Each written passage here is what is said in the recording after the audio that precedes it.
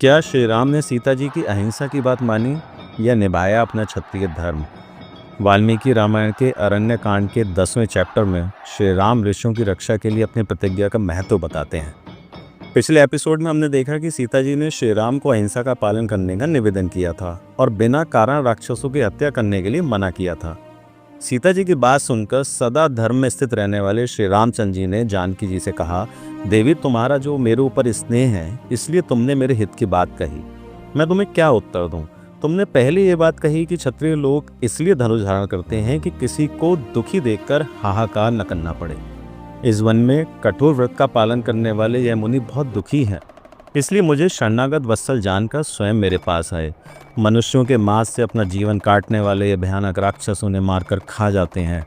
उन राक्षसों का आहार बने हुए ये ब्राह्मण हम लोगों के पास आकर बोले कि प्रभु हम पर कृपा कीजिए। उनके मुख से निकली हुई इस प्रकार रक्षा की पुकार सुनकर और उनकी आज्ञा पालन रूपी सेवा का विचार मन में लेकर मैंने उनसे बात कही। महर्षियों, आप जैसे ब्राह्मणों की सेवा से मुझे स्वयं ही उपस्थित होना चाहिए था, परंतु आप स्वयं ही अपनी रक्षा के लिए मेरे पास आए हैं। यह मेरे लिए बहुत ज़्यादा लज्जा की बात है। अतः आप प्रसन्न हो, मुझे बताइए कि मैं आप लोगों की क्या सेवा करूं।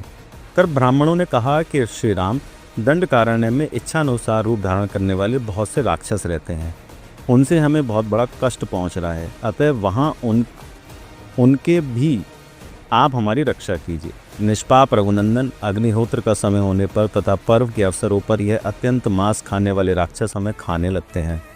इन राक्षसों से बचने के लिए हम सदा कोई आश्रय ढूंढते रहते हैं और आप ही हमारे परम आश्रय हैं।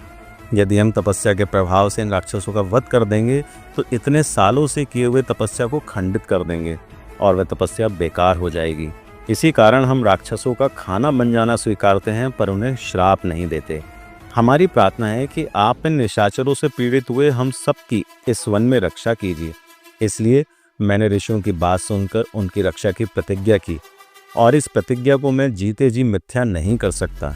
मैं अपने प्राण छोड़ सकता हूँ, तुम्हारा और लक्ष्मण का भी परित्याग कर सकता हूँ, किंतु अपनी प्रतिज्ञा को, विशेषकर ब्राह्मणों के लिए की गई प्रतिज्ञा को मैं कदापि नहीं तोड़ सकता। मुझे ऋषियों के बिना कहे उनकी रक्षा करनी चाहिए थी, फिर भी जब वे स्वयं आकर मुझसे कहें तो मैंने वो प्रतिज्ञा कर ली। इसके बाद श्री राम हाथ में धनुष लेकर लक्ष्मण जी के साथ उस वन में घूमने लगे।